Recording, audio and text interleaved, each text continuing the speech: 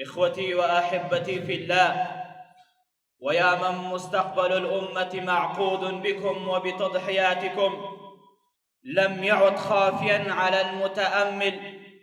على المتأمل في صفحات تاريخ هذه الأمة المرحومة المنكوبة حاضرا والقوية الشامخة ماضيا، أننا كنا أعز الناس خلقا وسيرا، وأقواهم قوة وشوكا، وأحبهم منهم إليهم، وقد كان يأتي سفراء الملوك من أرجاء العالم ونواحي الدنيا، فيعلوهم الذعر والخوف، ويغشاهم الهلع والخشية، لما يرون فيهم من المحبة والاتحاد والتضحية والإيثار والشوق إلى الشهادة كشوقهم إلى الحياة، كما تشهد بذلك أمجادنا التي ملأت التاريخ، وتضحيات التي لم يأت بمثلها أي واحد حتى الآن. أما الآن عندما نفتح كتاب حياة هذه الأمة الجريحة فنلفي أبوابه ملونة بدماء رجالنا وشباننا،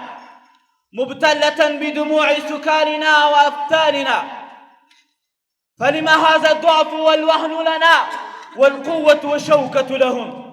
لما هذه الآهات والويلات لنا والأفراح والسرور لهم؟ نعم، هذه كلها لأسباب وبواعث نتعرض بما هو أهم. الأول، فقدان الوحدة وانتشار الاختلاف.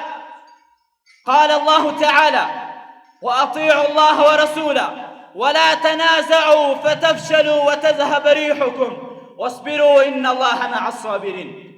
وقال أيضا: واعتصموا بحبل الله جميعا ولا تفرقوا واذكروا نعمة الله عليكم إذ كنتم أعداء فألف بين قلوبكم فأصبحتم بنعمته إخوانا. الثاني، التباعد عما هدتنا الشريعة إليه. قال الله عز وجل: ولا تهنوا ولا تحزنوا وأنتم الأعلون إن كنتم مؤمنين. الثالث، حب الدنيا وكراهية الموت.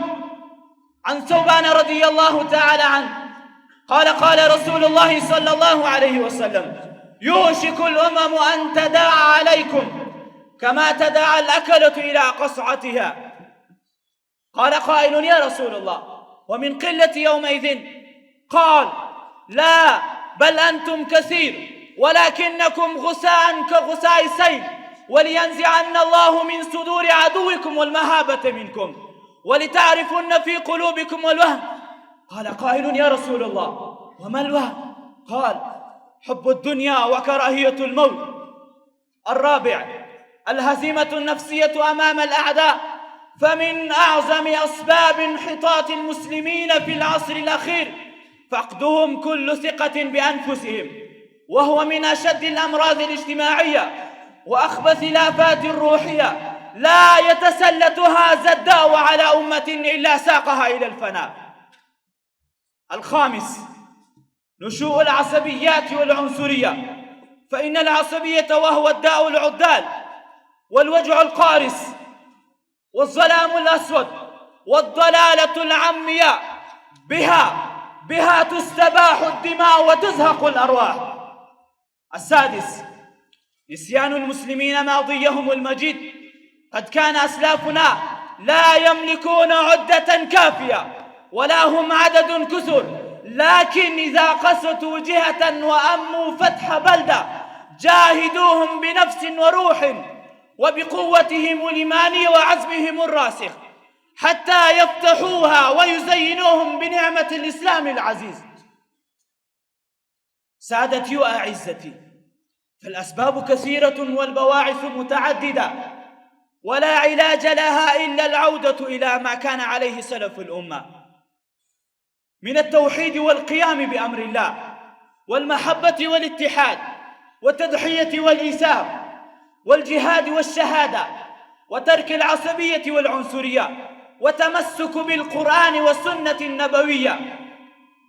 قال إمام مالك رحمه الله تعالى: لا يصلح آخر هذه الأمة إلا بما صلح أولها.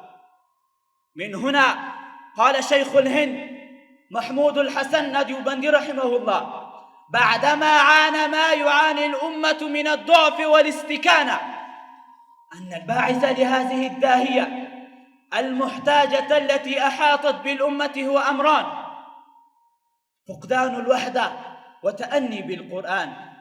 أخيراً، فالله نسأل أن يعيد إلينا عزتنا وشوكتنا، وأن يرجع فينا ثقة بأنفسنا، وأن يلم شعثنا، وأن يحشدنا تحت راية الإسلام. ولله در الشاعر: يا أمة الحق إن الجرح متسع، فهل ترى من نزيف الجرح؟ ماذا سوى عودة لله صادقة، عسى تغير هذا الحال والسوء.